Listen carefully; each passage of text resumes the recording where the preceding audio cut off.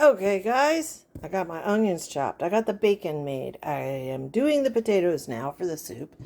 Um, I make my bacon without fat. I pull the fat off. Put some butter in. We're going to be making a roux. I have the cream cheese, assuming room temperature for the dessert, and Angela is on the bus going home. She's complaining. Complaining. Of course she is, because don't all patients bitch and moan. She's complaining that her pain shot wore off. Watch your ears. Her pain shot wore off, and um, she wanted the hospital to pay for a ride home. And I don't know, she ended up on the bus. So I guess they said it would take too long. So she left, but she was not happy. Now, mind you, it's her second ER of the day, and second visit to this ER in a week or two. And the problem is muscle spasms that have been going on for 3 months. Got that? 3 months. 3 months. That's not an emergency, and you have your nerve to fucking complain. If you complain about spending too long in the ER, you chose to go there, okay? Emergency rooms are for emergencies. Don't even tell me I'm wrong. I worked in one for 12 years. It was not a walk-in clinic. Yes, some ERs do now have walk-in clinic sections. They are still busy, okay? It still runs on the same x-ray machines, labs. Everything is the same, so you're still going to be waiting. If you have a problem that is going on for 2 to 3 months, go to your family doctor or go to a walk-in clinic, okay? Don't sit and bitch that the ER staff isn't going fast enough for your liking. They gave her a fucking CAT scan. And they told her to go to a spine surgeon. So I missed what the diagnosis was, but she has muscle spasms. Okay, got my hair tied back. Nobody wants a Trish to happen. I do not want Hubs having soup only to find one of my ass-long hairs in his mouth. It happened to me once in a cookie, and I was so mortified, I never forgot it. So I tied my hair back like a ballerina. It's so tight. I just, take pride in your cooking, people. Okay, I want to chop up the taters before we start this, because this goes pretty fast. The only thing I will be doing, other than stirring and scraping all the bacon goodness, is grabbing a tablespoon of flour to make the roux. This is about 3 pounds. I mean, this is a monster tater. 3 pounds of taters. That's what you want. It makes a lot of soup, okay? This will last us for days, but we're going into a big old storm, and it's supposed to turn cold again. So, Hubs requested it. It's fattening, so I don't have a lot. But you want to make them into a dice. And yeah, I'm not Gordon Ramsay. I don't cut like a pro, so don't give me shit. I cook. If you're new here, sorry guys, I have to say it for anyone who's new. If you're new here, I am not a doctor. I am not a nurse. I am a simple former medic of 13 years working in, oh my God, I am so stupid. Working in ER 1 year, 12 years, and 1 year in ICU, CBICU, CCU, not a lot in CCU. Mostly ICU and CBICU, which was step down from open heart. And I spent 20 years on rural fire as a medic. Whee! So, always check your doctor I'm not a psychologist. I just enjoy psychology. My university degree is not in psychology. But I do enjoy abnormal psychology. So I don't just cover beggars. I also cover people with psych problems because, and I'm not here to make fun of them. I think personally, mental illness is one of the most frightening things. In my tenure at the hospital, I have, and actually on fire, not a lot. I gotta admit, not a lot of psych patients where I was. We were heavily forested and low population, but lots of trauma, lots of accidents, and then we had lots of little oldsters. So we had a lot of strokes, we had a lot of heart problems, stuff like that, and being outlying with weather and road conditions, rural medicine is a lot different than, say, your city medics. Is that her or me? So, but we didn't have a whole hell of a lot. We had a lot of substance abuse. There's a lot of substance abuse out in the hills. Lots of meth, lots of alcohol, a lot of alcohol. But we had our share of schizophrenics, but they were fairly well managed. So the other day, Hubs came home from work and walked in, and I was watching a Barb. And so Barb recently did some online YouTube auctions for her god-awful epoxy wares and invited other people that make stuff to come on. My thing is, I think it's just landfill fodder. I don't like plastic things, and it's kind of growing in awareness that plastics are getting into our bodies from the water table. They're finding plastics in children's brains. Animals, fish, plants, everything has plastics in them now. It's a petroleum product. And so I do not think making epoxy shit is smart. Then again, it's the ironic beauty of our species is making our species extinct.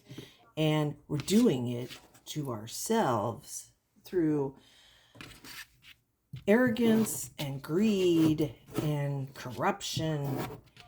So it's kind of beautiful if we didn't destroy everything else around us that was innocent. I mean, animals are innocent. They didn't make plastic, but they're suffering for it. So if we could just off our own species, that would be one thing. So it's always kind of puzzled me too that Barb has 5 kinds or 6 kinds of cancer and yet works with epoxy, one of the most carcinogenic compounds out there. Why? Why would she do that? She claims she currently has kidney cancer again, even though it's been proven not to be. She also claims that the kidney cancer has metastasized to her liver and lung. She said her liver had two spots and her lung has 3 spots. Then I've heard her say her brain had 2 spots. My sister died of brain cancer, and she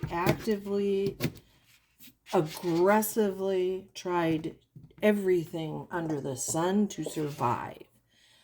And she would never have worked with a carcinogenic product. I can tell you that.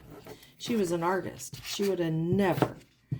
So I'm kind of puzzled that Barb continues to pour epoxy, handle it, paint, all this stuff when that is probably contributing to her getting all these cancers.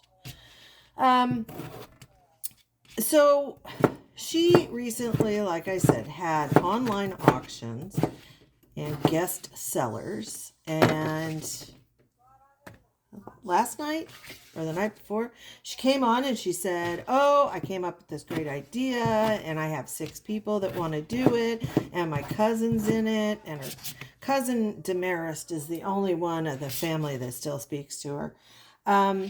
And she said she's not going to sell her products, but she's going to open an online flea market. Okay? And there will be rotating sellers. Now, Barb will not be selling her own wares. Got that? So, she is going to get a business license. Take out a business license, which costs money. I'm sure we can look up Lake Charles, Louisiana, how much it costs. It's usually not much. My business license here was like $36. And then she's going to pay for advertising on Facebook and I don't know, I guess YouTube or something to advertise these online flea markets. Now, Barb is on Medicaid, Medicare, which means she has to qualify by not making a certain amount. Louisiana gets very little. Not as little as Mississippi, but most of the Southeast, except Florida, gets very little. Like Alabama, Mississippi, Louisiana, Georgia. They don't get a whole ton in benefits. Not like here. And she gets food stamps. So she obviously does not have a lot of money.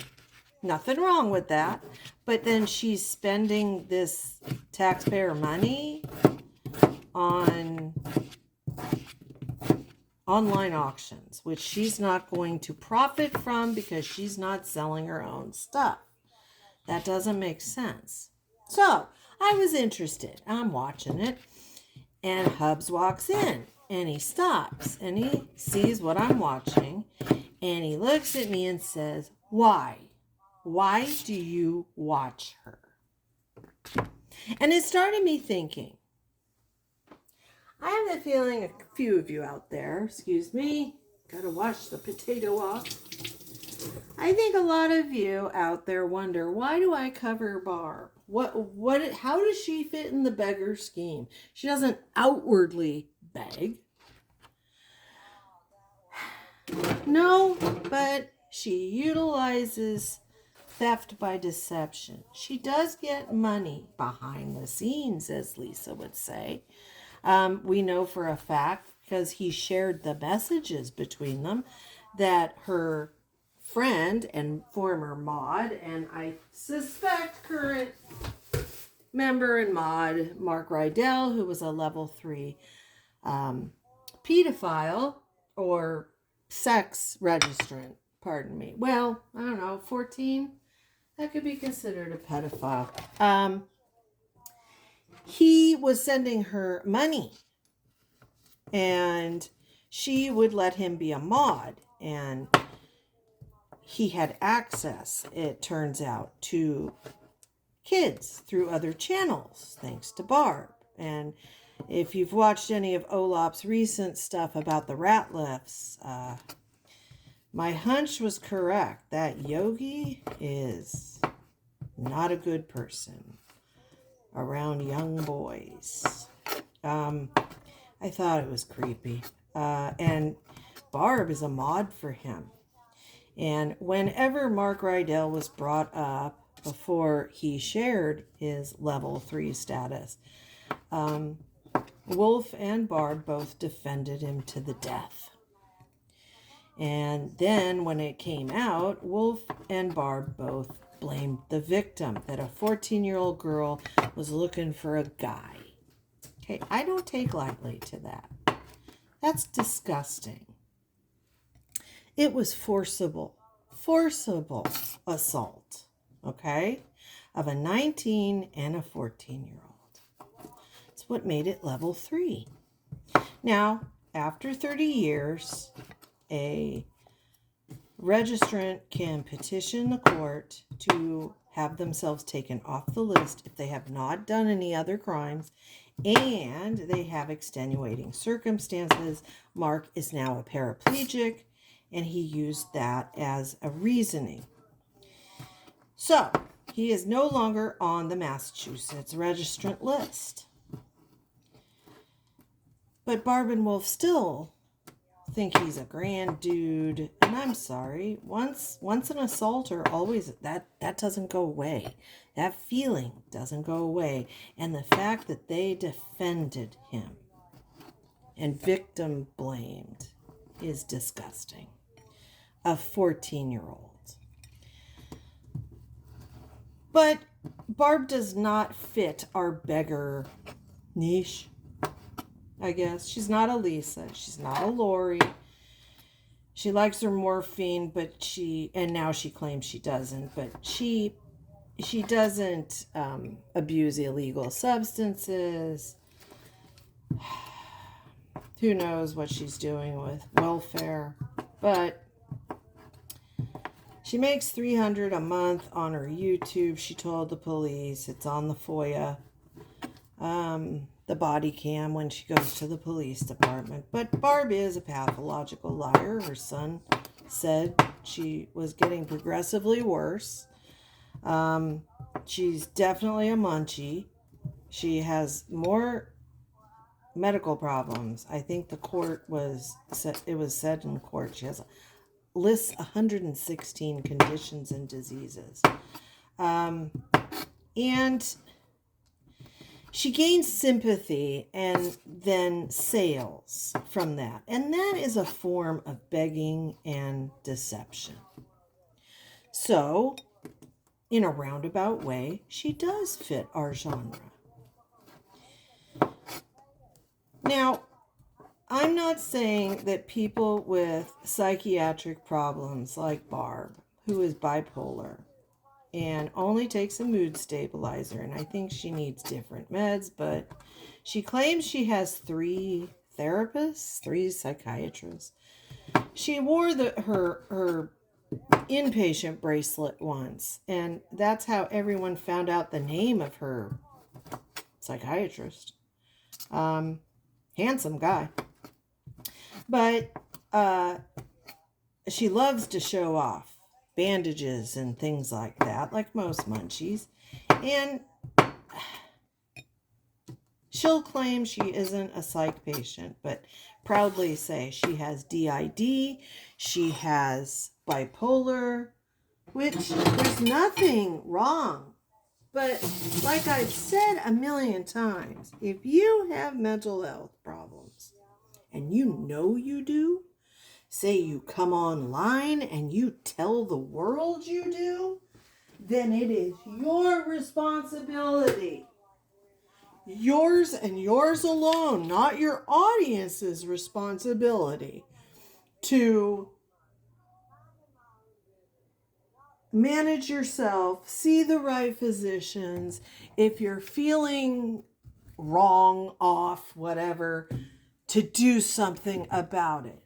You don't tell your audience to back off.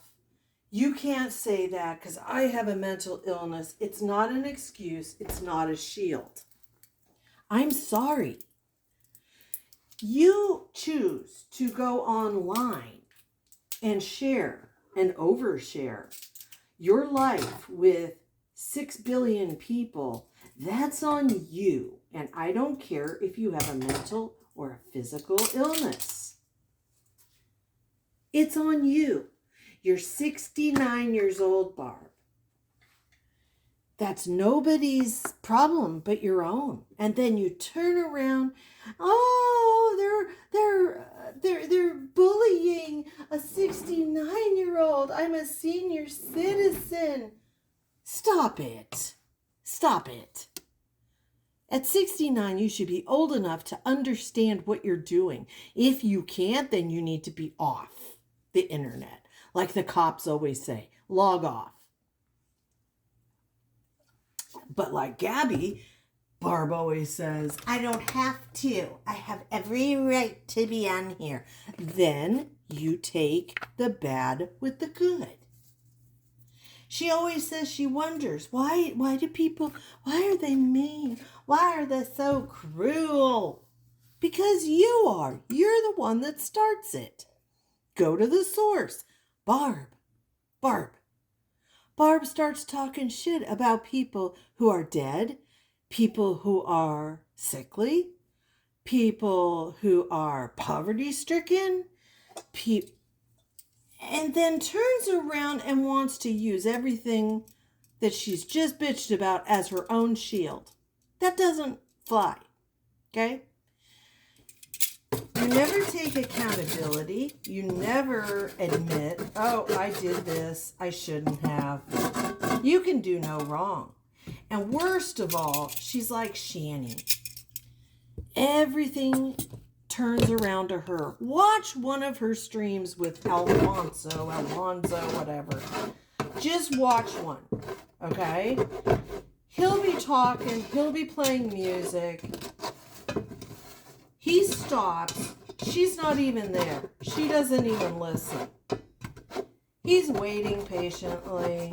She comes on. Oh, I was doing this.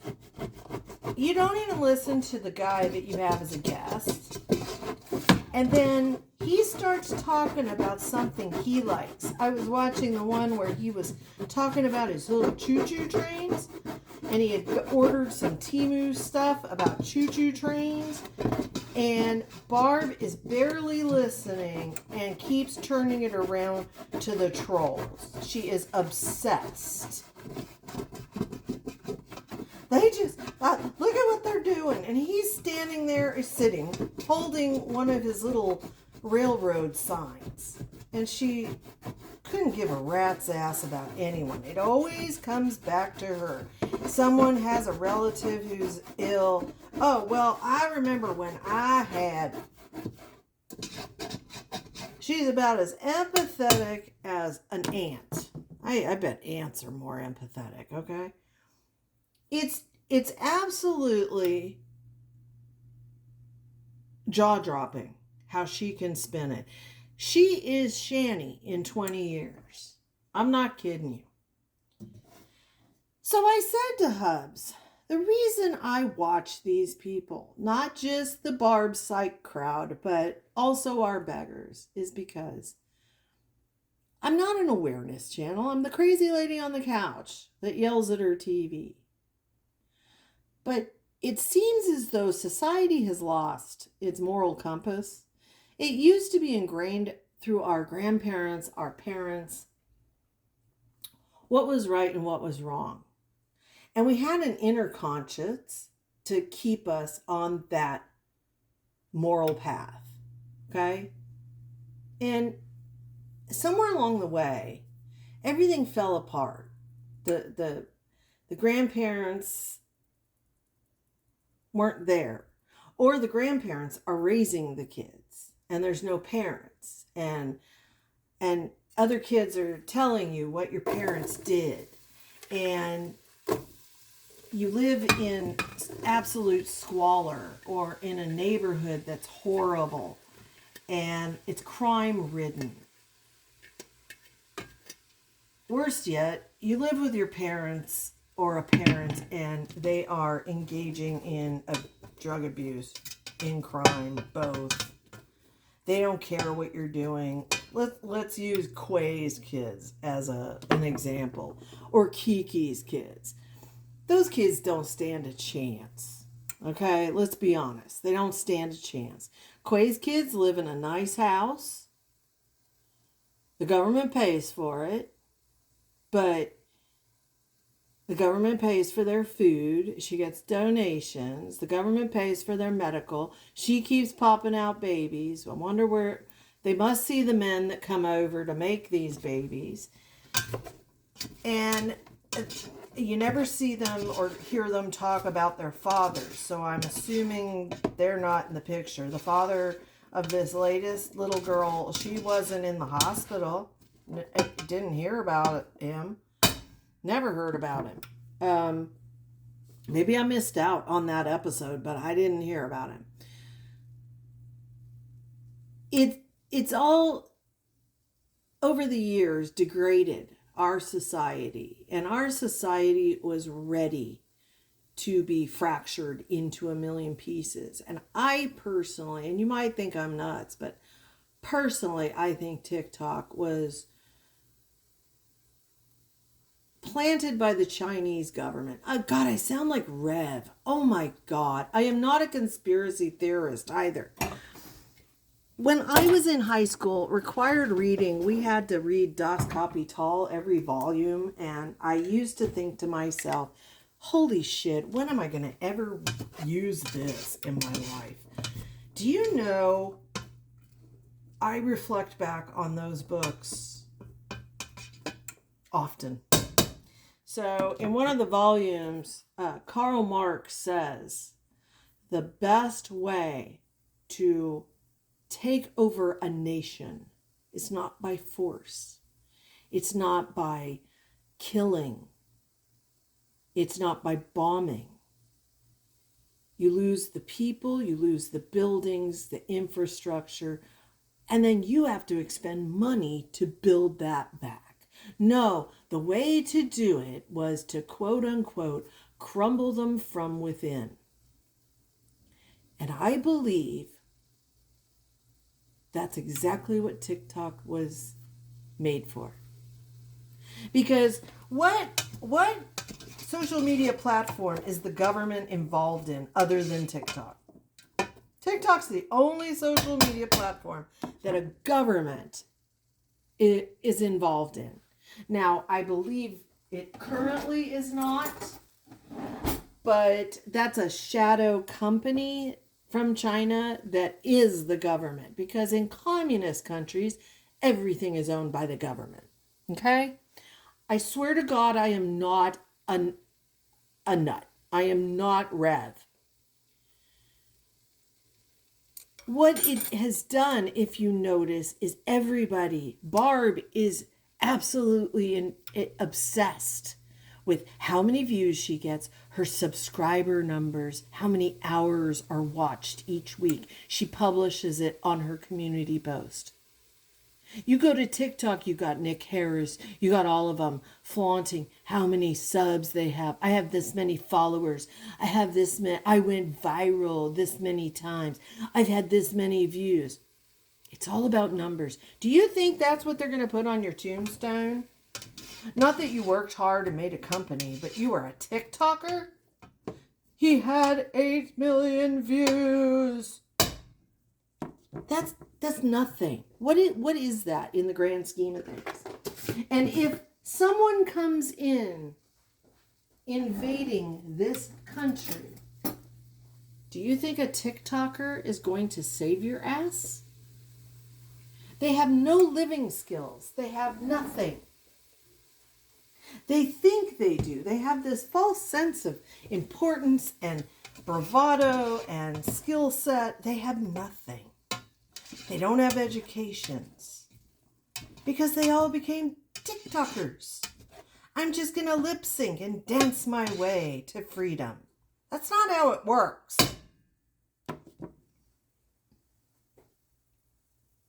So they're all the same. And as far as the begging crowd goes, it's more of a breakdown in society. We used to be proud to work hard and get things. Hardship were overcome, and we felt proud of ourselves for overcoming the obstacles. Now we're proud that we get a viral video. What the fuck?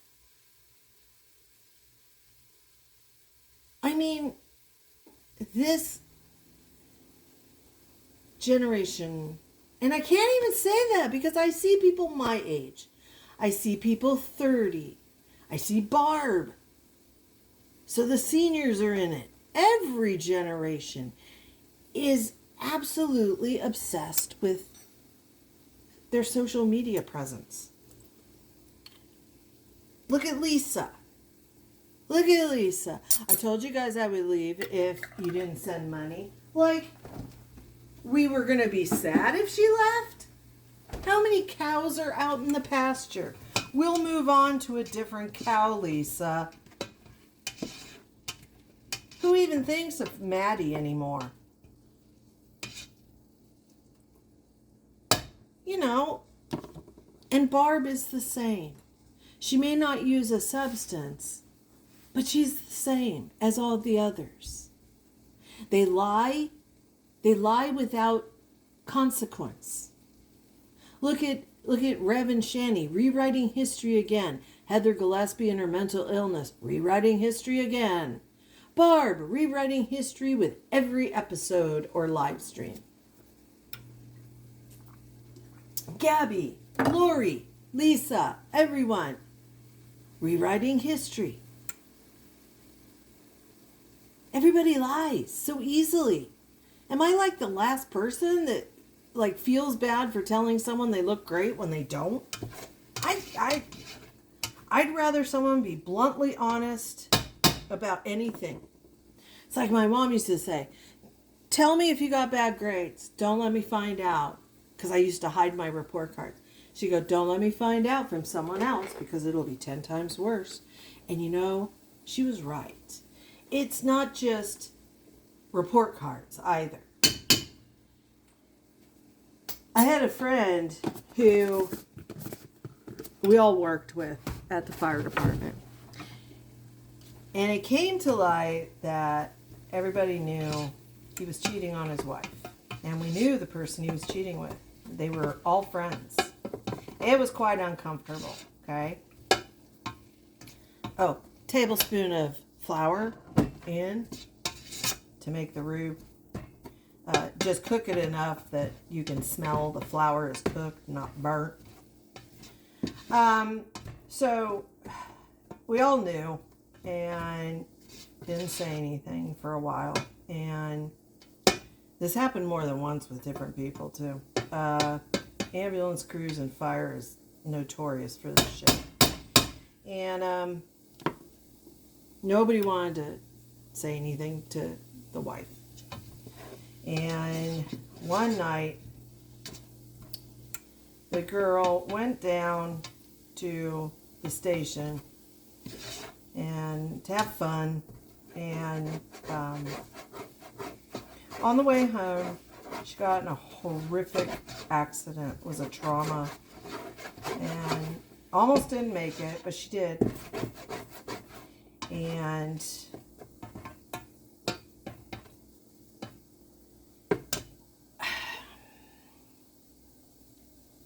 the wife found out. And she was so hurt and so mad at all of us. She was like, why didn't anybody tell me? I was relatively new. And I didn't know everybody that well. And that's not an excuse, but I didn't know how these people were. I knew him, and I knew the girlfriend kinda, but I did not know the wife. Everyone else did, of course, but like I said, I was relatively new. This was like 8 months after I started up here. So, about 6 months later, it happens again. And this time, it was between one of my favorite medics, and he was married to one of the loveliest people who worked near me. And I didn't know the girlfriend. But one night, his wife and I were working, and I said, you do realize he's stepping out? And she said, well, I have a feeling, but I've never seen proof. And I said, honey, there is. I'm sure it will come out. I'm sure. So another month goes by, and one of the guys he was working with that shift called the wife and said, "You need to come down here. Bring him his lunch." So she did, and she walked in. And he was, of course, upset. The girlfriend was embarrassed. And the wife, I was so proud of her, got in her car, drove to their house, emptied that fucking house in a few hours. He begged, he pleaded, and she's held strong. And me and her continued being friends. He and I continued being friends. We are to this day. But, always tell the truth, because the truth will always come out. And if you find out from someone else, it really is so much worse. Now, in the scheme of our beggars, they don't care because we don't know them. They don't care. They figure you're never, if you find out the truth, what the fuck? Look at Tim and Angela. We just found the truth, didn't we? Good old Tim, not at a job. In a small town, shit gets out. So, the reason I like watching these people and I call them out is because I know there are people out there like you guys. I thought I was starting to be alone, but now I realize there are more people out there like us who believe in hard work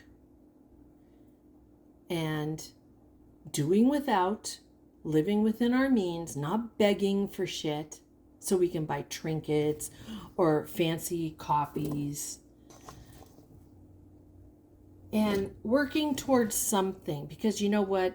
That makes us stronger people. What they think is strong isn't strength at all. If you have to beg from strangers, you're not strong. Strong people take care of themselves however they have to. They take care of their kids however they have to. They don't lose their kids and let the government pay for their kids. They work hard, they do without, and in the end, they are better people for it. And they take accountability and responsibility for their actions and their statements. And if you have a problem and you tell the world, you can't do this to me because I have this, that's not right, because we don't have your condition. You do. You want to wear that as a badge of honor, but then turn around and use it as a crutch, as an excuse. And that ain't how life is. So, Barb, stop cheating people. Stop lying. I don't think you can stop, because I think it's pathological. Go back to the doctor and ask for a different medication or more medications to help you with this. You would be able to repair relationships you had, but the longer you go unmedicated and without therapy to heal this, the harder it will be to repair it.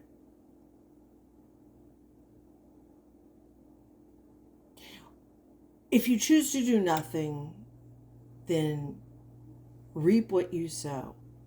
People calling you out and showing proof. I would be very careful of the online flea market. I think there's going to be a lot of unhappy shop sellers.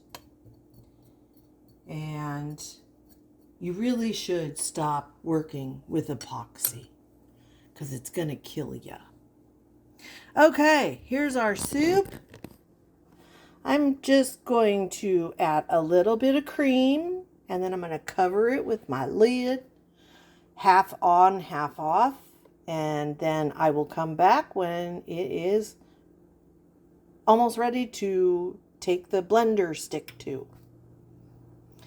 We didn't have to use these little guys, so I might make them into little plants. I don't know. I don't have much room for plants. But yeah, just heavy cream, like half a cup. And then we're going to add some milk. And that's it. Toodles!